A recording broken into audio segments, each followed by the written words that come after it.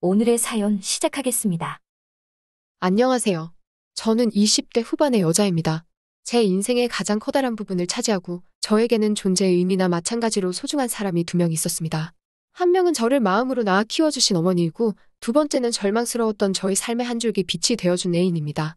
그런데 이제는 그 소중했던 엄마가 내 애인에게 꼬리를 친 여자고 제 남자친구는 이제 새아빠가 되게 생겼네요. 경악스러운 제 이야기를 한번 해보도록 하겠습니다. 저를 여태까지 키워주신 어머니는 저희 친모는 아니고 새어머니입니다. 저를 낳아주신 친어머니는 제가 아주 어릴 적에 다른 남자와 눈이 맞아 야반도주를 했다고만 들었어요. 사진으로밖에 본 적이 없어요. 제가 잘 자라고 있는지 궁금했을 법도 한데 한 번도 만난 적이 없습니다. 아버지라고 좋은 분은 아니셨어요. 동네 양아치라고 하면 충분한 설명이 될 정도로 변변찮은 직업도 없었고 술 먹는 게 일상인 한량 같은 분이셨어요. 친어머니가 다른 사람 만나서 도망을 간 게 이해가 될 정도로 저의 기억 속에서 가장으로서 아버지의 책임감 있던 모습은 손에 꼽을 정도입니다. 그래도 저를 어디 맡기지 않고 끝까지 책임져 주셨으니 그것만큼은 감사할 따름이에요. 제가 어릴 적에 아버지가 집에 어떤 여자를 한 명 데리고 온 날이 있어요. 그게 바로 저희 새어머니입니다. 그냥 대뜸 이제부터 이 사람을 엄마라고 생각하면 된다고 말했던 게 기억이 나네요. 그때는 솔직히 엄마 없이 자라온 기간도 길었고 정말 워낙에 어릴 때라서 새엄마라고 거부감이 드는 게 아니라 이렇게 예쁜 사람이 엄마라고? 라던지 나도 엄마가 생겼다 하는 기쁜 마음이 먼저 앞섰어요.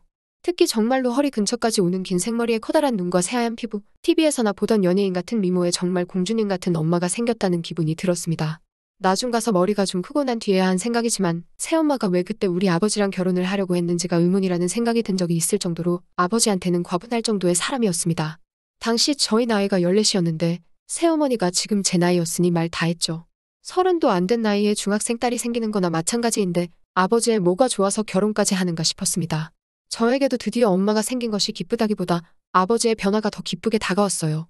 젊고 예쁜 아내를 위해서 노력을 한 건지 아니면 재혼을 하면서 정신을 차린 건지 모르겠지만 술로 보내는 나날이 사라지고 여기저기서 돈을 끌어와 시작한 거긴 하지만 개인 택시까지 시작했거든요. 매일같이 마시던 술도 줄이고 아무래도 젊고 예쁜 아내가 기다리고 있으니 집에도 일찍 들어오고 돈을 벌어와야 하니 새벽 일찍 나가고 정말 열심히였습니다.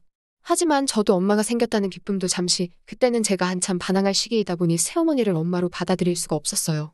엄마라고 부르기에는 언니 같아 보이는 외모 때문일 수도 있지만 그래도 곧바로 새엄마를 엄마로 받아들이는 데는 시간이 필요했어요. 안 좋은 사건이 생긴 이유지만 저도 결국 새엄마를 엄마로 부르게 되는 사건이 터지게 되었습니다. 새벽 장거리 운행을 나간 아버지가 크게 사고가 나서 병원에 입원을 했고 일주일이 안 돼서 돌아가셨거든요. 아버지의 장례식장에서 망연자실해서 대성통곡을 하는 새엄마와는 다르게 친어머니는 아버지가 돌아가셨다는 연락을 받았다는데도 코빼기도 비추지 않았습니다. 당시 저는 아버지를 잃었다는 충격보다 이제는 정말 외톨이가 되었구나, 시설로 들어가지 않을까 하는 생각을 하며 절망하고 있었습니다. 아버지와 결혼한 기간도 짧고 아이도 없는 데다가 아버지를 빼놓고 본다면 여전히 젊고 예쁜 여자일 뿐인 사람이었으니 당연히 새 출발을 하실 것이라 생각했거든요. 피 한 방울 섞이지도 않은 데다가 같이 몇 년 살지도 않은 저한테 관심이나 있을까 싶었습니다. 하지만 새엄마는 예상과는 다르게 저는 자기 딸이나 다름이 없다고 피가 섞이지 않은 게 대수냐며 새엄마의 가족들 반대에도 무릅쓰고 저와 함께하는 것을 택했습니다. 그러는 과정에서 새엄마는 저희 어머니가 되었고 어머니는 어머니의 가족들과는 연을 끊게까지 되었어요. 정말 저희 소중한 사람이 되어주셨어요. 젊은 여자 혼자 몸으로 한참 때인 저를 키우는 게 쉽지만은 않았습니다. 제 상황도 학교에 소문이 나기 시작했고 그게 놀림거리가 되었고요. 저는 결국 그 스트레스를 감당하지 못해 자퇴를 하게 되었고 집에 틀어박히게 되었습니다. 어머니는 혼자서 동네에 조그만 상가 자리를 얻어 거기에서 옷가게를 시작했습니다. 아직도 젊고 예쁜 데다가 스타일도 좋기 때문에 주변에 살고 있는 젊은 여자들에게 입소문을 타서 많은 벌이까지는 아니었지만 그럭저럭 수입이 괜찮은 편으로 장사를 하고 있었습니다. 집에 틀어박힌 저는 어머니가 일을 마치고 오면 그제서야 거실에 나가서 잠깐 이야기도 하고 했지만 아직도 바깥 세상으로 나가는 건 어려운 일이었어요. 그때쯤 검정고시에는 합격을 했는데 어머니는 저를 어떻게든 대학교에 보내고 싶어 했습니다. 그리고 그때 저에게는 또 하나의 소중한 사람이었던 남자친구를 만나게 되었어요. 남자친구는 같은 동네에 사는 사람이었는데 나름 유명한 대학에 입학했지만 집안 형편 때문에 잠시 휴학을 하고 학비를 모으느라 여기저기서 아르바이트를 하고 있던 사람이었어요. 어머니 옷가게가 장사가 잘 되기 시작하면서 어머니 혼자서는 가게가 감당하기 힘들 만큼 바빴었는데 그때 며칠씩 어머니 가게를 도와주던 사람이었다고 합니다. 그러다가 그런 집안 사정을 알게 되었고 어머니는 어떻게든 저를 대학에 보내고 싶어 하셨기 때문에 어머니의 권유로 저희 과외 선생님이 되었던 게 남자친구입니다. 어머니와의 추억만큼 큰 우여곡절은 없지만 집안에 처박혀서 미래를 포기했던 저를 다시 바깥 세상으로 이끌어준 사람이 남자친구입니다. 오빠의 가르침 덕분에 저도 오빠가 휴학 중인 서울에 있는 이름 있는 대학교에 합격을 할 수 있었습니다. 대입을 준비하면서 자연스럽게 저는 오빠에게 빠져들게 되었습니다. 어머니는 조금 달가워하는 분위기는 아니었지만 제 선택을 존중해 주신 건지 별다른 말은 하지 않으셨어요. 남들보다 2년이나 늦게 시작한 대학 생활이었지만 이제는 더 이상 두려울 게 없었습니다. 하지만 마음에 걸리는 게 하나 있었어요. 그건 어머니를 혼자 두고 서울에 가야 한다는 것이었어요. 어머니한테도 서울로 같이 가자고 했지만 옷가게가 궤도에 올랐는데 그걸 포기하기도 아깝고 서울에 간다고 해도 지금 벌이만큼 벌리지 않을 수도 있는 거 아니냐며 걱정을 하시더라고요. 그래도 누구보다 외로움을 많이 타는 사람이라는 걸 알고 있는데다가 저 때문에 친척들하고도 소원해져 버린 어머니였기에 제 걱정이 이만저만이 아니었습니다. 하지만 어머니는 자기 때문에 모처럼 합격한 대학을 포기할 수도 없고 제 앞길을 막을 생각도 없으시다면서 저보고 걱정하지 말라고 강한 척을 하셨어요. 거기에 그때쯤 오빠도 복학이 예정돼 있었기 때문에 어머니는 오빠가 곁에 있으니 걱정은 덜 하겠다고 하시니 저도 떠날 수밖에 없었습니다. 그렇게 서울로 올라가게 되었고 원래는 근처에 자취방을 서로 구할 예정이었지만 조금이라도 돈을 절약해보자는 생각에 어머니에겐 비밀로 하고 오빠와 한 방을 빌려 같이 동거를 하게 되었습니다. 서로에게 호감이 있던 차였고 그랬기에 동거를 시작하면서 어머니 모르게 오빠와 저는 연인 사이로 발전하게 되었어요. 어머니는 절대 졸업하기 전까지는 연애는 안 된다고 하셨지만 어떻게 다 큰 남녀가 한 집에 살게 되었는데 아무 일도 없을 수가 있겠어요? 그때는 학교도 학교지만 학교가 끝나면 오빠나 저나 너나 할 것 없이 곧바로 집에 돌아와 서로를 기다렸습니다. 그리고 매일같이 서로의 사랑을 확인했어요.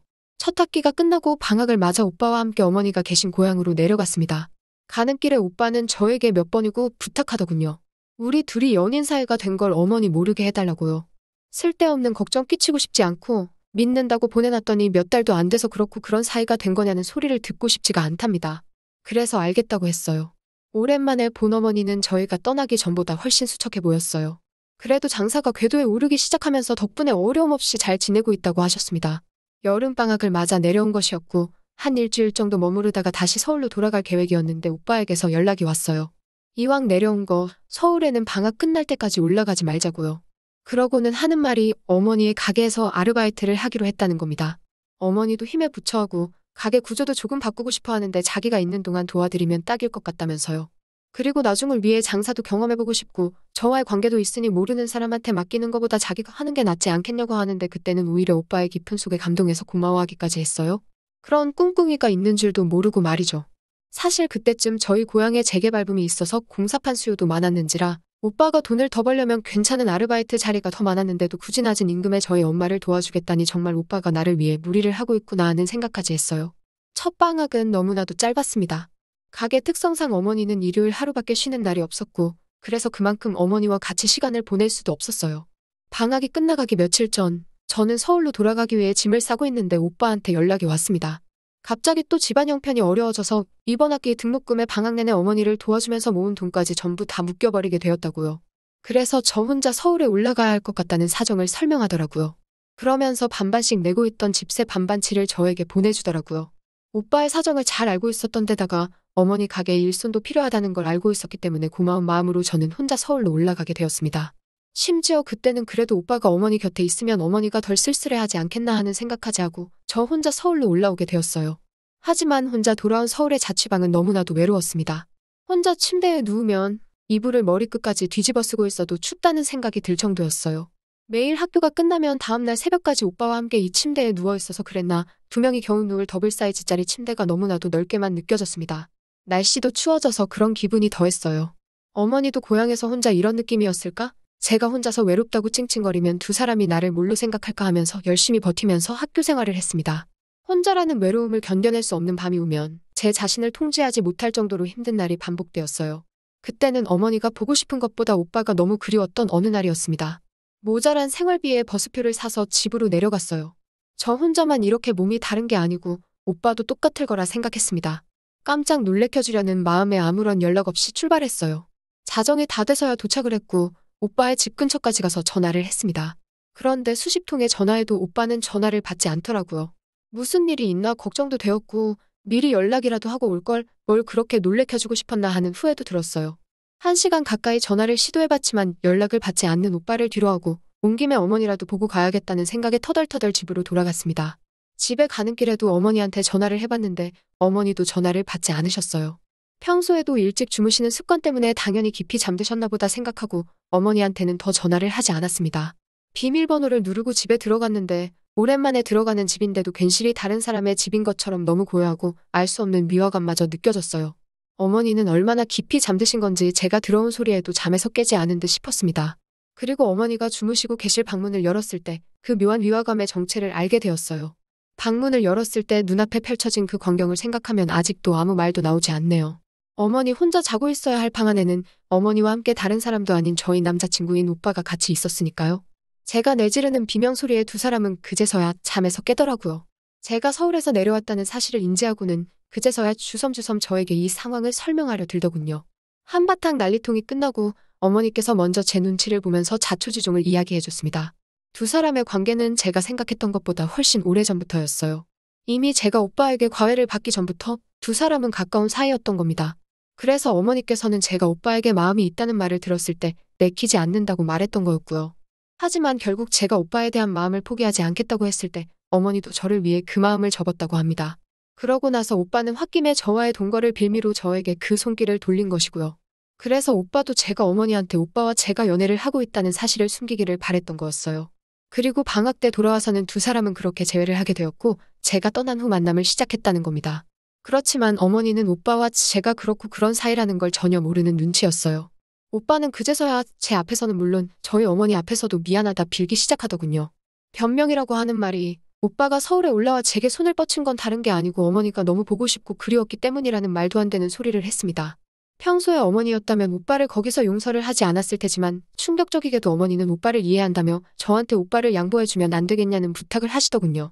미워하기엔 저에게는 너무 소중한 사람들이기에 제가 어떻게 해야 할지를 모르겠습니다. 저를 위해 가족들까지 포기하고 젊음을 희생한 어머니를 생각하면 당연히 새로운 사람이 생긴다면 딸이 된 입장으로 당연히 그것을 축하해줘야 마땅하다고 생각했어요. 하지만 그 상대가 저에게 새로운 삶을 가르쳐준 은인 같은 남자친구였으니 그리고 그 남자친구가 저에게 돌이킬 수 없는 상처를 주고 어머니를 택한다고 하고 있으니 그걸 응원해줄 용기가 나지를 않네요. 이 사실을 받아들이기가 너무 힘들어요. 제 마음은 이미 갈기갈기 찢겨져 버렸고 어떤 결정을 내려도 저 혼자만 슬프게 되는 것 같고 말이죠. 이 사실에 요즘 하루하루 견디기가 너무 힘드네요. 저는 어떻게 해야만 하는 걸까요? 누군가 저를 위로해줄 사람이라도 있다면 이런 고민은 하지 않을 텐데 말이에요. 정말 위로받고 싶은 하루입니다. 또 찾아주셔서 감사합니다. 매일 새롭고 흥미로운 사연으로 찾아뵙겠습니다. 구독과 좋아요 잊지 마시고 다음 사연으로 다시 찾아뵙겠습니다. 감사합니다.